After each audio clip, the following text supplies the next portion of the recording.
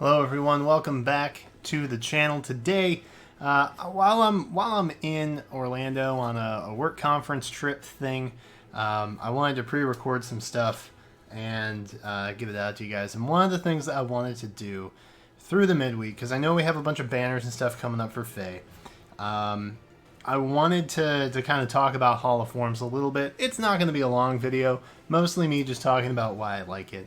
And I've made comments in other videos about how much I'm enjoying it and why this is like the game mode that we absolutely needed in Heroes right now. So, where do I even start? I love this game mode. Like, it's so much fun, and I gotta tell you, it's because there's nothing attached to it that requires me to go out and summon on some new power crept hero, or I don't have to painstakingly figure out ways to beat like an infernal map or abyssal map or whatever. I just get to go in, play stages, and like build my units, and that's it. That's the beautiful part about it. There's nothing else to it. Granted, you know, we do kind of have a limited cast, which anytime I get to use May, like I'm a happy fella. And even with some of like the skills that you get, some of them pop up in a semi-repetitive form, and that's kind of annoying. You know, there's only so many times that I don't want to see swap. You know what I mean? Like, I'd rather have a different assist skill or something like that. You know what I mean? But beyond that, beyond those slight limitations and those minor inconveniences, I keep coming back to this particular mode, and you can see, like, I even I have cleared all of the maps. Like, the maps are done.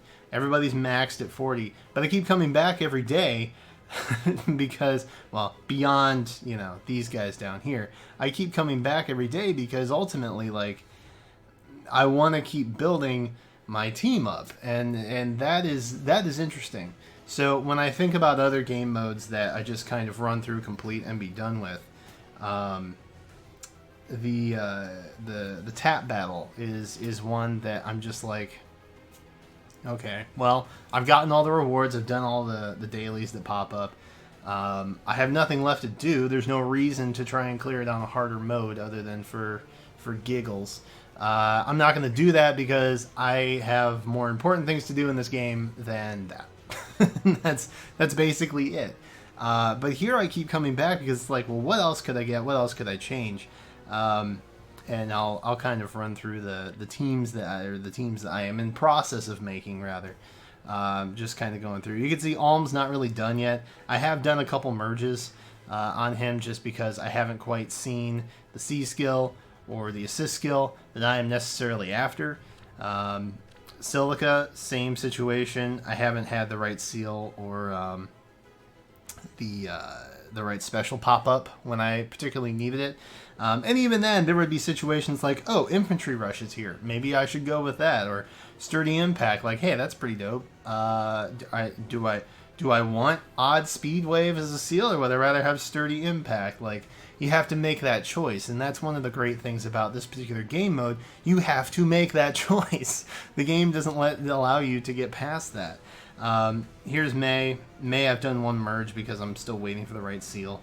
I'm not 100% sure on what I want her B or C skill to be, but I'm pretty happy with everything else for the most part. Swift Sparrow, Swap, Ether, Book of Orchids. Like, I didn't really feel like getting too adventurous, and you can see, like, these guys have pretty much their weapon of choice.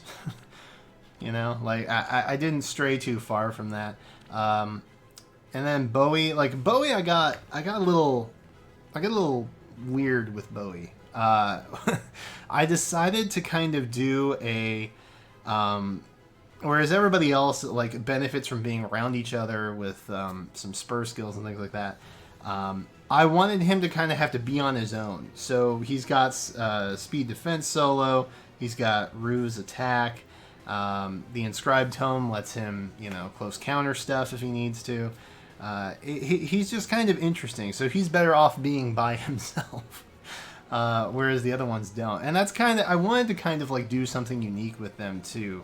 I didn't want them all to just be like, what you might expect them to be. But Swift Sparrow 3 on May is actually really good. I am a big fan. The only downside is like there are some support skills that they benefit from your team or your units having increased speed over the opponent. And as you can see, the only one who's really particularly speedy here is Alm. And everybody else just gets progressively slower. Like Silica at 35 is not... it's not ideal. Like, I feel like if you really want to take advantage of those types of skills, like, you want to be around 38 at least. But I mean, Alm's not bad, and there are ways to bump him up, like Speed Resbond 3. That's the seal I've got on him. But I keep coming back every day, and I think that is the biggest tell in this particular game mode is I'm not migrating away from it like I would with Tap Battle or Arena. Like, I didn't just do the stuff to do the stuff and then I got out. And that to me indicates that I genuinely like the game. Like, it's not something that I'm just like messing around with. Like, I really do like this, and I'm sad that it's like an event that's probably alternating with Rooker Siege.